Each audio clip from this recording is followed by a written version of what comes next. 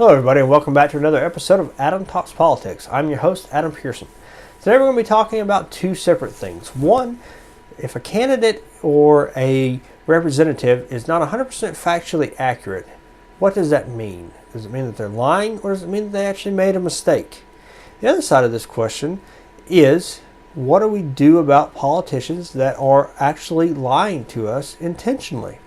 My first question boils down to something I read the last couple of days. A particular congresswoman said, if I give out some information and it turns out to be factually inaccurate, shame on you for calling me out on that, because morally I had good intentions and maybe I messed up.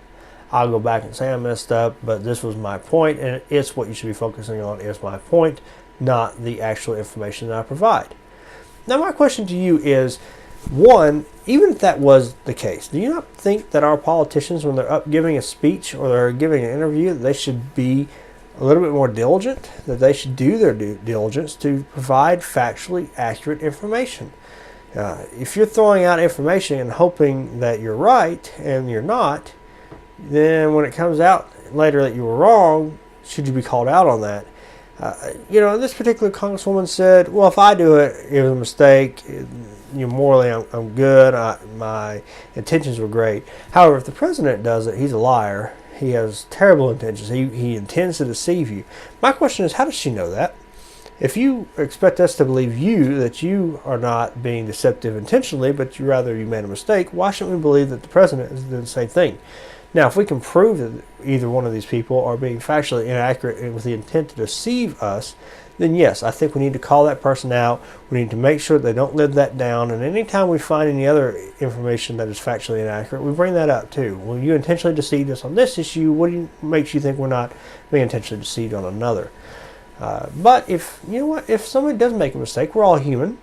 Give that person a chance to talk about it. If you say, listen, you said 400,000 people were going to be furloughed and it ends up being 800,000. Well, that's a big jump. So a lot of times you're going to look at it and go, well, he's probably wrong.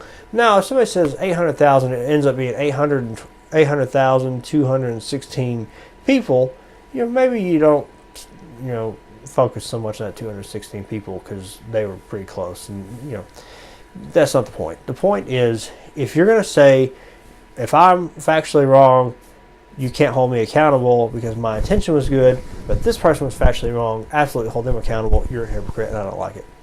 Second question is, what do we do about politicians who are factually inaccurate? If every once in a while you're factually inaccurate, but it was pretty close and you had good intentions and you can't really prove that they were being intentionally deceptive, then maybe you let that go. You put a little tick mark over here, you put a little note, a little asterisk says, hey, on this date and time, this person says this and ended up being that, and file it away. If it doesn't happen a lot, whatever. If it happens a lot, or if you can prove that they're being deceptive, now I think you need to hold their feet to the fire. We need to start talking about getting them out of office, making sure they don't get reelected. We need to be calling them out, making sure that they answer those tough questions on why did you say this when this was in fact the case.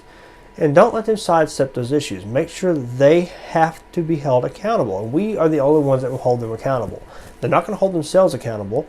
And other people may or may not hold them accountable, but somebody has to hold them accountable. And you have to be able to make those tough calls to where you call them out, even if they're a member of your own party, and say, listen, you said this, it was inaccurate, what's up?